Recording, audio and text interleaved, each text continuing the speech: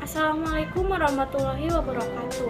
Saya Syifa Nuraini. Di sini saya akan mempresentasikan tugas biologi tentang sistem saraf yang digurui oleh Ibu Yuyu Yulia. Nah, di atas ini ada gambar struktur sel saraf yang akan menjelaskan masing-masingnya. Yang pertama ada dendrit.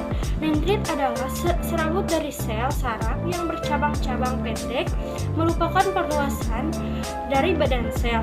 Dendrit berfungsi untuk menerima dan menghantarkan rangsangan impuls dari reseptor indera ke badan sel. Kedua, badan sel adalah bagian sel yang berfungsi untuk menerima rangsangan dari dendrit dan meneruskannya ke akson. Pada badan sel terdapat indikasi sel. Ketiga, nukleus atau inti sel. Nukleus adalah inti sel yang berfungsi sebagai pengatur sel. Seluruh kegiatan sel saraf di dalam nukleus terdapat sitoplasma sebagai pemberi nutrisi pada nukleus. Keempat, neurit atau akson adalah tenjolan atau sitoplasma yang panjang berfungsi untuk menghantarkan impuls saraf ke saraf lainnya. Akson biasanya hanya berjumlah satu pada setiap sel saraf. Kelima, selubung myelin. Selubung myelin adalah selaput pembungkus akson yang banyak mengandung lemak untuk melindungi akson dari kerusakan. Keenam, sel S1. Sel S1 adalah jaringan yang membantu menyediakan makanan untuk neurit atau akson dan membantu regenerasi neurit. Dan nodus Ranvier merupakan lekukan yang berada di antara segmen-segmen selubung myelin. Nodus Ranvier berfungsi untuk mempercepat perhantaran atau transmisi impuls saraf. Adanya nodus Ranvier tersebut memungkinkan saraf untuk meloncat dari satu nodus ke nodus yang lainnya, sehingga impuls akan lebih cepat sampai pada tujuannya. Yang terakhir ada sinopsis. Sinopsis adalah pertemuan antara ujung akson di sel saraf satu dan ujung dendrit di sel saraf yang lainnya. Pada setiap sinapsis terdapat celah sinapsis dan di bagian yang ujung akson terdapat kantong yang disebut bulbus akson. Kantong tersebut yang disebut bulbus akson berisi zat kimia yang disebut neurotransmitter yang berfungsi dalam menyampaikan impuls saraf pada sinaps. Nah, berikutnya ada jenis-jenis sel saraf. Sel saraf neuron merupakan unit terkecil dari sebuah sistem saraf.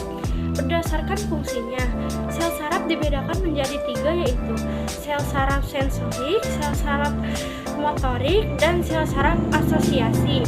Yang pertama ada sel saraf sensorik, berfungsi untuk menerima impuls dari reseptor atau alat indera dan diteruskan ke saraf pusat atau otot atau sumsum tulang belakang. Melihat fungsinya tersebut, maka sel saraf sensorik berhubungan erat dengan alat indera sehingga sel saraf sensorik tersebut juga saraf indera. Badan sel saraf sensorik bergerombol membentuk yang namanya ganglia. Bagian dendrit pada sel saraf sensorik berhubungan langsung dengan alat indera, reseptor, dan bagian aksonnya berhubungan dengan sel saraf yang lainnya. Kedua, sel saraf motorik berfungsi untuk membawa tanggapan dari saraf pusat ke efektor atau otot dan kelenjar yang akan melakukan respon tubuh. Impuls secara langsung akan berjalan dari sel saraf sensorik menuju sel saraf motorik pada bagian yang berhubung langsung dengan bagian efektornya. Yang terakhir ada sel saraf asosiasi, berfungsi menghubungkan sel saraf sensorik dengan sel saraf motorik. Nah, yang terakhir ada mekanisme kerja sel saraf. Kumpulan serabut sel saraf, akson, dan dendrit yang bergabung dalam suatu selubung akan membentuk yang dinamakan urat saraf. Hubungan antara akson dengan dendrit dari neuron lain disebut sinopsis.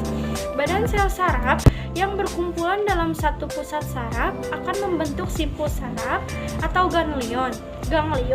Hubungan antara sel saraf tersebut membentuk mekanisme kerja sebagai berikut. Di antaranya sel saraf yang satu dengan sel saraf yang lainnya akan saling berhubungan sehingga ketika ada rangsangan dari salah satu sel saraf langsung diteruskan ke sel saraf lainnya. Untuk disampaikan ke saraf pusat, mekanisme kerja sel saraf tersebut secara sederhana dapat dijelaskan dalam skema berikut. Dari impuls dari dendrit, terus ke badan sel, kemudian akson, dan kemudian percabangan.